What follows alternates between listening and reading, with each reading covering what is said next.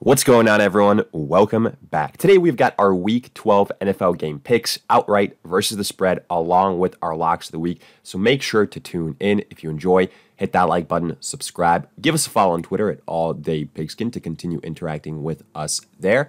And let us hear it in the comments section. Do you agree, disagree, along with any other questions you guys might have? We will do our best to answer them all. But with that being said, let's get right into it.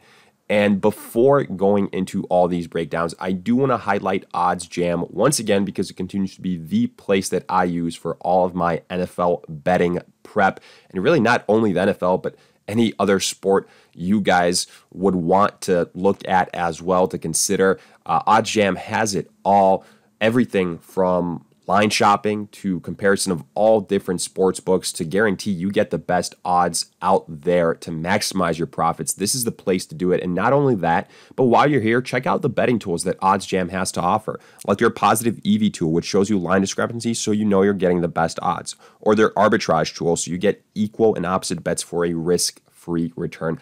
I'll make sure to include a link in the description and then check them out there. But with that being said, let's get right into it. And we kick off Week 12 on Thursday, Thanksgiving Day.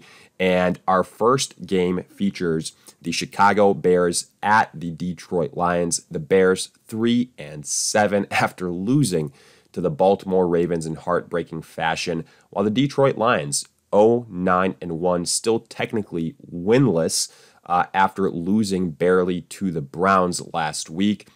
And now this is actually kind of a popular, if you will, trendy pick that Detroit might get their first win of the season here. But I feel like that's what we said a couple weeks ago when Detroit played the Eagles. And what happened there? Well, the Detroit Lions got absolutely blown out. Now, I'm not saying the Bears are necessarily capable of that. Yes, they have their own drama on their hands, namely the likely firing of Matt Nagy after this game. But regardless of that, I still think the Bears are the better opponent, whether it's Jared Goff, whether it's Boyle under center. To me, the Bears offensively, who might be missing Allen Robinson yet again, should be able to ride David Montgomery to a victory here. I anticipate a big emphasis on the rushing attack to take pressure off of Andy Dalton, who will be starting in place of Justin Fields, who's dealing with a rib injury. But honestly, I don't think it really matters who the quarterback here is for the Bears. To me, they are, the better equipped team to win this game. Darnell Mooney, Cole Kmet, you've got weapons offensively that Andy Dalton can go to. If Allen Robinson doesn't play, Goodwin stepped up last week. I like the weapons that the Bears have more so than that of the Detroit Lions. And defensively, even though the Bears are admittedly banged up, Khalil Mack, Trevathan, I still think they have some more playmakers on that defense than the Detroit Lions. And honestly, as crazy as it sounds, I trust the Bears at the quarterback position more so than what the Detroit Lions are currently working with. So with that being the case, I'm actually going to go with the Chicago Bears in this game. However, on the spread is where it's intriguing. The Detroit Lions are +3. That does make sense.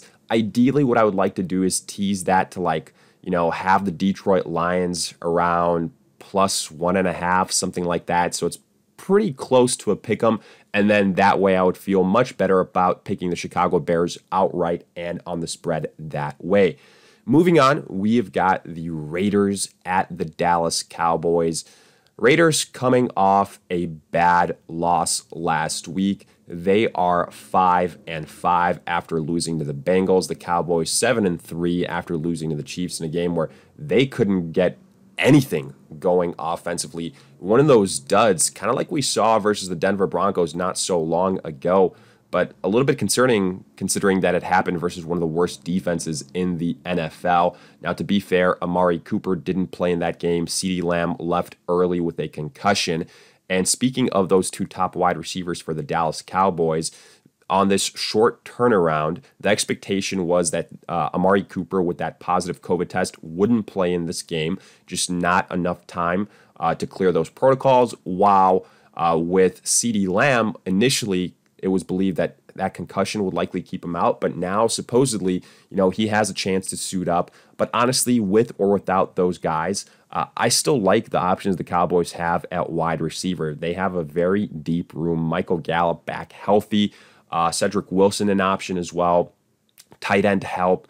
Ezekiel Elliott as well at the running back position. I think this offense bounces back versus the Raiders. Let's not forget the Kansas City Chiefs a couple of weeks ago when they were struggling so much offensively. This Raiders team was the team they got it going again versus in terms of scoring offensively and just returning to some success. So I think the Cowboys can do the same here. I like the Dallas Cowboys at home to win this game outright. The question is on the spread, what do you do there? The Cowboys are at -7.5. And this is kind of, I guess, the asterisk I'll put next to this one. If CeeDee Lamb plays in this game, I'm going to ride with the Dallas Cowboys to cover that spread. I do think he adds, a little bit more oomph to that offense. If not, I'd still slightly lean the way of the Cowboys, but CeeDee Lamb would kind of be the thing that pushes him over the edge to me in terms of the spread. But let's move on. Last Thanksgiving game, we've got the Buffalo Bills at the New Orleans Saints. The Bills 6-4 losing to the Indianapolis Colts. It was an ugly loss at that, while the Saints 5-5 losing to the Eagles. And for the Saints, man, they are banged up. Both Alvin Kamara and Mark Ingram questionable for this game. Honestly, with the short turnaround, I slightly anticipate that neither one of those guys ends up playing ultimately. And if that's the case, I think you have to hammer the Bills on absolutely every single front here. Honestly, I'd be taking the Bills on the money line if Kamara or Ingram played. I just don't think the Saints have enough firepower to keep up with the Bills. And yes, I realize the Bills just had a very disappointing outing versus the Colts. They kind of got blown out, but to me, the Saints don't have that offensive firepower that the Indianapolis Colts necessarily do. And if you take away Kamara and Ingram, just forget about it. I think this one turns ugly, potentially, the biggest blowout of Thanksgiving Day. Again, if Kamara and Ingram are out, because I don't trust Simeon with any of those wide receivers. And ultimately, I think Josh Allen will have success versus this defense as the game progresses. So I am going with the Buffalo Bills outright and on the spread. Then moving on to Sunday action, we have got the Atlanta Falcons at the Jacksonville Jaguars. This isn't a game that's going to get too much, watching interest. The Falcons 4-6 after getting blanked by the New England Patriots, while the Jaguars lost to the 49ers. They are 2-8. A couple guys that are banged up for the Falcons, Cordero Patterson, Matt Ryan, but I believe both guys probably end up playing. If that's the case, then I'll give, the slight advantage here offensively to the Atlanta Falcons. As bad as that offense has been, the rushing attack non-existent, Matt Ryan just a turnover machine. Yes, from time to time he'll put together decent performances, but it's been very inconsistent. Thankfully so, those good performances have happened versus subpar teams like the Jaguars and good defensive opportunities where they can take advantage of that positional group. I think they can do the same here. Look, neither one of these teams is anything special. Let's just go ahead and say that. But as bad as Matt Ryan has been, Trevor Lawrence has, I think, been relatively disappointing this season, whether that's due to coaching, whether that's due to the pieces around him, the team as a whole, or him, just struggling his rookie season. It happens. He just hasn't delivered to the level that I would say a lot of people anticipated. And I prefer Matt Ryan in this game over Trevor Lawrence. Yes, we're not going to see probably Calvin Ridley, anything like that, but I could see a big game from Kyle Pitts. Look at Russell Gage to get involved, and then Cordero Patterson as well. So I like the Atlanta Falcons here. I'll pick them outright on the spread. It's pretty much a pick 'em. So with that being the case, whoever you like outright, go with them on the spread as well. In this case, for me, it's the Atlanta Falcons. So going that way there. Next, moving on, we've got the Pittsburgh Steelers at the Cincinnati Bengals. The Steelers 5-4-1 after losing a back and forth, very entertaining game versus the Chargers, while the Bengals 6-4 after beating the Raiders. And this is a matchup we've seen already. The Bengals, came out on top. And honestly, right now, I think they can do it again. This is a home game for the Bengals. That Steelers defense is banged up to hell. And they've been getting a run on just big time these last couple of weeks. I think Joe Mixon can have success here. And to me, even though the Steelers right now have some good weapons, don't get me wrong, Najee Harris, Chase Claypool, Deontay Johnson, I have more faith in Joe Burrow than I do Big Ben on a week-to-week basis. I like the Bengals' offensive line slightly more than that of the Steelers. I think the Bengals are a little bit healthier defensively. Again, this is a home game. I realize this is a divisional clash. So, again, anything can happen here. And these two teams know each other very well. So I don't want to take anything away from the Steelers. I'm going to give them some love on the spread. Actually, the Bengals there are at -4.5, so favored.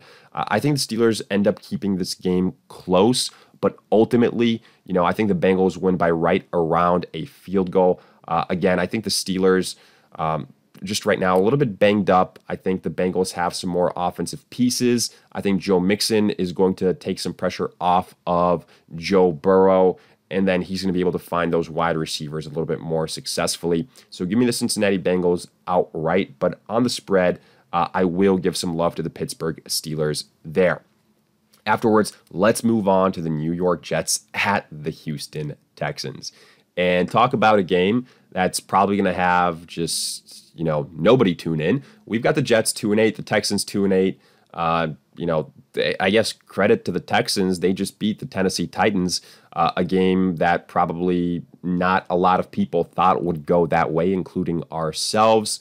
The Jets, it's a situation where who's going to play quarterback for them? Is it going to be Joe Flacco again? Might be Zach Wilson if he returns. I don't like anything about this game. I think this game is just, it's going to be an ugly game. I don't like either one of these offenses. Michael Carter is hurt for the New York Jets. They do have good, decent wide receiving options with Jamison Crowder, Elijah Moore, who's really been pretty good these last couple of weeks. We'll see if that continues if Zach Wilson returns. And then Corey Davis. So this is the stipulation that I'm kind of going to look at this game with. To me, if Zach Wilson plays, then I'm taking the Houston Texans. I think that Zach Wilson, just right now, comparing him to Joe Flacco, I'd rather go with Joe Flacco. I think he brings more to this offense. I think it makes the offense a little bit more high-powered, more experienced at the quarterback position. So that's the way I'm looking at this game. In fact, if Joe Flacco plays, I wouldn't be shocked if the New York Jets win this game. So that's the way I'm looking at it right now. But otherwise, if it's Zach Wilson, I'm rolling with the Houston Texans at home. It's not going to be pretty. Both these defenses aren't very good offensively. There's a lot of inconsistencies. So it's going to be ugly. But I'll go with the Houston Texans there, and on the spread, not a huge number. Houston -2.5. Again, if it's Wilson under center, I would go with the Houston Texans pretty much across the board.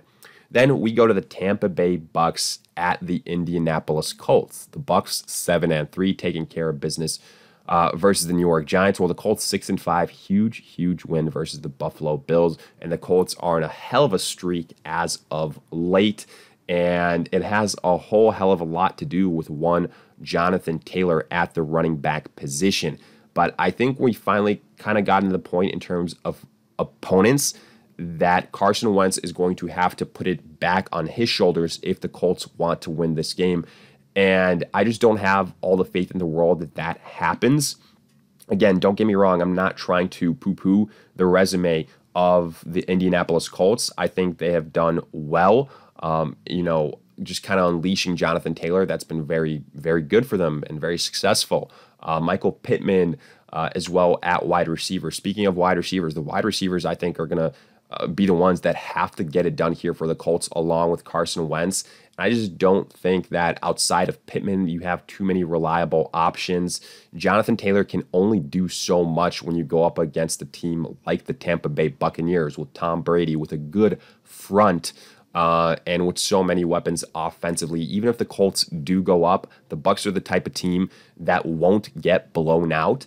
And I think that we'll fight back and, make it a close game and potentially take the lead. So for that reason, I don't think Jonathan Taylor can just be the sole game plan for the Indianapolis Colts in this game. I'm going to go with the Tampa Bay Bucks here, even with them being on the road. Still, Antonio Brown, a question mark offensively, whether he plays or not. But honestly, I'm not too worried about that.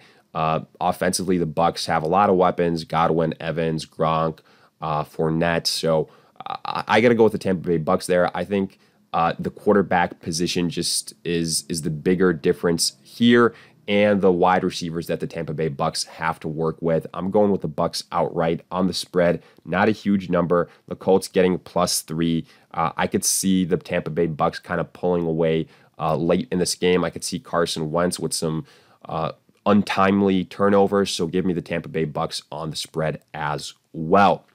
Then we go to the Carolina Panthers at the Miami Dolphins. The Panthers 5-6, tough loss versus the Washington football team. The Dolphins 4-7, beating the Jets.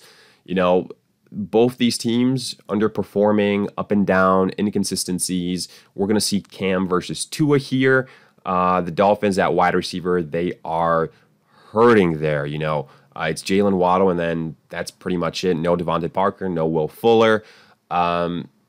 You've got Myles Gaskin, but Myles Gaskin has been inconsistent, and I think he goes back to struggling here versus this decent Panthers defense, which I think can cause some issues for Tua and for the Dolphins. I'm going to go with the Panthers to win this game outright. Now, don't get me wrong. I don't think it's going to be, a done deal. In fact, I think this is a coin flip game. I could see both these teams winning, especially, if we see some vintage Cam with some late inopportune turnovers, something like that, or taking some bad sacks at bad moments like we saw versus Washington. But, all in all, I'm looking at this game, and I think the Panthers offensively, they have a little bit more to work with. Christian McCaffrey, DJ Moore, it's not a lot, but it's more than what I would say just the Dolphins have with Jalen Waddle and Gesicki. You can throw in Robbie Anderson in there as well, and then Cam Newton, kind of that X factor. We'll see how it plays out. And then I do think the Panthers have the better defense. I'm going to go with the Panthers here to win outright. The spread is Miami +1.5. It's, pretty close to a pick'em, so I would go with the Panthers there. But since I could see the Dolphins at home winning this game, what I would actually do is, give the Miami Dolphins, a couple of extra points here, make it something like, I guess, probably +2, +3, make it something like that, +3.5. And then probably go with the Miami Dolphins that way, because I do think if the Panthers end up winning, it's not going to be by more than 3 points. So I don't mind going that way in terms of the spread. Then afterwards, we're looking at the Philadelphia Eagles at the New York Giants. Obviously, we've got a divisional clash on our hands here. The Eagles 5-6, big win versus the Saints. The Giants 3-7, losing the Tampa Bay Buccaneers. The Giants trending in the wrong direction. People, chiming in whether Daniel Jones is the answer or not, even though, we've kind of been saying that he probably isn't for a while. And even though Saquon Barkley returned last week, he didn't do all that much, not that we necessarily expected him to, versus the Tampa Bay Buccaneers. But the point being is, I think the New York Giants are in trouble. Sterling Shepard didn't play last week. Kadarius Toney now questioned. It's an absolute mess. This team cannot get healthy. When they're healthy, they're still not producing. Daniel Jones just doesn't look good. The defense struggling. The offensive line struggling. While the Philadelphia Eagles are kind of on the up and up, rushing attack with Miles Sanders back, but even without Miles Sanders, they were having a lot of success in that department. I think they can, continue with that same game plan here versus the Giants. Just run the ball, wear them down that way. I'm going with the Philadelphia Eagles here. Yes, I realize, outside of Devonta Smith and Dallas Goedert, Jalen Hurts doesn't have all too many reliable options, but just on the ground, I think that's what the difference maker is. I think the Eagles can wear down the Giants that way, control the pace of this game, and just win the game outright. I like them on the money line. On the spread, it's plus 3.5 for the Giants. I think that number should be bigger. I'm going to go with the Philadelphia Eagles to win by close to a touchdown here. So Eagles across the board. Then we go to the Tennessee Titans at the New England Patriots. The Titans 8-3 after, again, shockingly losing to the Texans. The Patriots 7-4 after beating the Falcons. And this is a tough game for me to predict. I think just a lot of people, after seeing these two teams last week, would say, okay, go with the Patriots. The Titans lost to the Texans, for God's sakes, while the Patriots blanked the Atlanta Falcons. I mean, look, the New England Patriots are favored in this game by close to a touchdown. So it's something that I think, again, unanimously, a lot of people are going to be going the direction of the New England Patriots, especially outright. I probably tend to agree. I think the Titans are a team that's not as good as their record suggests. I'm not saying that the Patriots are either, but I think the Patriots are a more sound team, a more well-rounded team. Ryan Tannehill just hasn't been all that great this season. So without Derrick Henry, Julio Jones, dealing with that hamstring, the Titans are going to have to do a lot here, and it's going to have to be on the shoulders of Ryan Tannehill, who hasn't really done, again, all that much this season. So I got to give the edge to the New England Patriots here at home. They don't have all that many huge playmakers, which is part of the reason why I think that this game is going to be closer than some people anticipate. They do have the edge defensively. I think ultimately if the Patriots cover on the spread, that's what's going to be the difference maker. But here I will take the Patriots outright. However, on the spread, 6.5, I'm going to go with the Tennessee Titans to cover that number. I think, again, the Patriots are built not necessarily to blow out just any team every single week like we've seen them do versus bad opponents. I don't think that's going to happen versus a team versus like the Titans, even though, again, they're not as good as their record indicates, but they are better than some of the competition the Patriots have played as of late, and that's the point there. Afterwards, another divisional clash. We've got the Chargers versus the Broncos, and I think this could be a sneaky game where the Chargers potentially fall flat. The Chargers 6-4 beating the Steelers last week. The Broncos 5-5. And again, these two teams know each other very well. This game is in Denver, a hostile environment. The Chargers, they've just been inconsistent. And, a lot of it has to do with Justin Herbert. You look at the games that he's had, and coming off of huge games, usually the week after hasn't been all that great. The Broncos still have some pieces defensively. They know the Chargers very well. I think that the Broncos can control the pace of this game, rushing the football versus a rush defense that's kind of struggled in that category. I'm telling you, folks, I think this game is going to be a lot closer than people think. I think it's going to be decided by a field goal, something right around that, kind of range. And I wouldn't be shocked if the Denver Broncos pull off this upset. The Chargers have lost to worse teams. And I'm predicting a game that's going to be low scoring, that Justin Herbert struggles in, and something in the realm of maybe 23-20, 20-17. And even though I will pick the Chargers outright, I much rather prefer going with the Broncos on the spread here. Right now, Denver at plus 2.5. What I would do is I tease that number to like plus 3.5. Still going to get good odds on that, and then go with the Broncos that way. Afterwards, we've got the Vikings at the San Francisco 49ers. Both teams 5-5 here. The Vikings beating the Packers in a shootout. Great win for them there. While the 49ers beating the Jaguars. So both these teams trending in the right direction. And I think this is one of the biggest coin flips, honestly, of the week here. I could see either one of these teams winning. The 49ers have gotten healthy as of late. Even without Elijah Mitchell, they were able to get the victory last week. And this is what I'll say here going back to Elijah Mitchell. If Elijah Mitchell suits up in this game, I actually like the San Francisco 49ers to win. If not, I don't think this offense is quite on the same level without Mitchell. And even though I do like, obviously, George Kittle and Deebo Samuel, I think there might be a little bit too much pressure on Jimmy Garoppolo to keep pace with the Vikings, who have had success scoring this season. I anticipate big games again from Thielen, from Jefferson, Dalvin Cook to do his thing. Kirk Cousins has been very underrated this season, yet he has been delivering.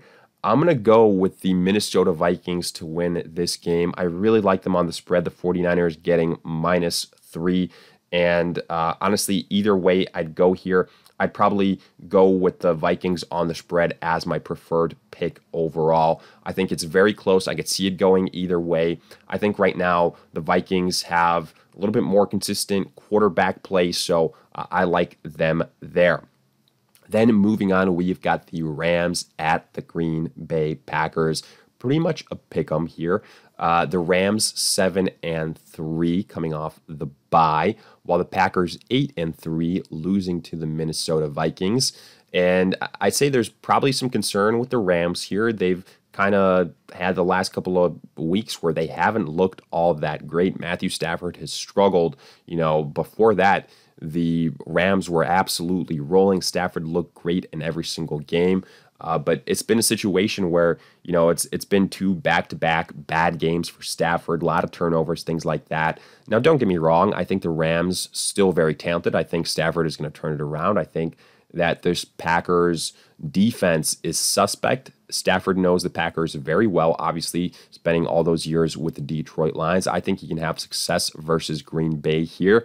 I think the Rams have the better defense, but, again, when you're playing Aaron Rodgers, when you have Devontae Adams, you can only do so much, especially when Rodgers is a quarterback that limits turnovers to the extent that he does. I like A.J. Dillon in this game, even without Aaron Jones. I'm not worried about the Packers' rushing attack. What I'm worried about is slightly that offensive line, that secondary for the Green Bay Packers. But other than that, Rodgers is going to be playing, even though, he's kind of battling through a toe injury. But I'm going to give the edge to the LA Rams here. It's close to a pick 'em. I imagine that come Sunday, this is going to be a game where the Packers are at like -1 or -1.5. I'm going to roll with the Rams outright and on the spread. I think it's very, very close here. Whichever way you go, whoever you like on the money line, just pick them on the spread as well, because again, it's going to be close to a pick 'em. So might as well just stick with it if you feel strongly about one of these two teams winning outright. In my case, I'm going with the LA Rams. Then moving on, we have got the Cleveland Browns versus the Baltimore Ravens. And honestly here, as long as Lamar Jackson plays in this game, I think the Ravens win easily. The Browns, 6-5, barely beat the Detroit Lions without Jared Goff, folks, while the Ravens, 7-3, miraculous victory over the Chicago Bears in the last seconds of that game without Lamar Jackson. That was such a huge win for them to, kind of maintain that lead in the division. And if Lamar Jackson returns, to me, this Browns offense, even getting Kareem Hunt back, that's nice and dandy, but at some point, Baker Mayfield has to complete more than 15 passes. At some point, he has to throw for like 300 yards. It's not happening this season at all. Blame it on whenever you want to blame it on. Blame it on, the wide receivers there. Blame it on the shoulder, on the injury for Baker Mayfield. And I think that's a very viable reason. But when it's all said and done, I just don't see the Browns having the firepower to keep pace with the Baltimore Ravens. If the Ravens go up, the Browns rushing attack can only do so much. Again, I anticipate Lamar Jackson will play. He missed last week due to an illness, so nothing, too serious. Give me the Baltimore Ravens here. Also anticipating Marquise Brown returns as well. I like Baltimore to win this game outright. They're -3.5 on the spread. I think that number should be higher. I think it should be closer to -6. Yes, it's a divisional game.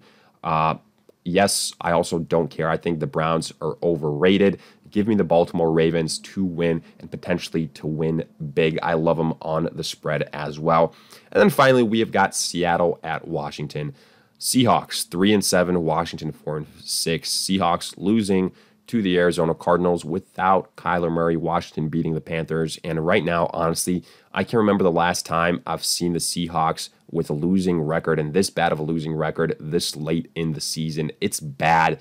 I'm not sure what's going on. I'm not sure whether it's a situation coaching-wise that a change needs to be made, or it's just simple as, okay, Russell Wilson returned, but he returned too early from his finger injury. And, that's kind of maybe potentially starting to be the consensus. Also, the rushing attack has been just absolutely non-existent without Chris Carson, and that's going to be the case for the majority of the season. I know this sounds crazy, but I'm leaning the Washington football team here until I can see that Russell Wilson can take back command of this offense. I don't know how you can trust the Seattle Seahawks. I really don't, and I realize how inconsistent Heineke and this Washington offense is as well, but they've got a good matchup here. They're at home. They're facing an awful Seahawks defense. They should be able to win this game. I look at them. They're -1 at home. So, again, pretty close to a pick 'em. I like them outright. Again, Washington isn't anything special. They're inconsistent. They're up and down. They have a disappointing defense as well. Heineke isn't the answer at the quarterback position, but just the way Seattle has been playing as of late, and maybe I'll eat my words, maybe Russell Wilson turns it on here and proves all those doubters these last couple of weeks wrong and says, no, I'm healthy. It's just been 2 off weeks for whatever reason. But until I see that, I have to go with Washington. I'm taking Washington outright. I am taking them on the spread as well. But with that, we wrap up our pick'ems. Now looking at our locks of the week. Let's start with the Buffalo Bills versus the New Orleans Saints. And it's as simple as this. If Alvin Kamara and Mark Ingram don't play, I think the Buffalo Bills are an absolute lock in this game. I love them in that scenario. Then moving on, we've got the Philadelphia Eagles versus the New York Giants. I just think the way that the Giants have played as of late, the injuries they've had, the Eagles now kind of on the rise, and the success they've had rushing the football. I like the Philadelphia Eagles to win this game. I think it's going to be a situation where, it might be close to begin with, but ultimately they pull away late. And then finally, we go to the Baltimore Ravens versus the Cleveland Browns. And like I said, as long as Lamar Jackson plays in this game, I feel very, very confident in the Baltimore Ravens. I think that spread should have been higher. The Browns offense, it really can't do anything in the passing department. So give me Baltimore to win this game as one of our locks. But with that, we wrap up our Week 12 NFL game picks outright versus the spread, along with our locks of the week. And as always, let us hear it in the comment section. Do you agree, disagree, along with any other questions you guys might have? We will do our best to answer them all. If you enjoyed, hit that like button, subscribe, give us a follow on Twitter at AllDayPigskin to continue interacting with us there. But in the meantime, we'll see you guys in future videos.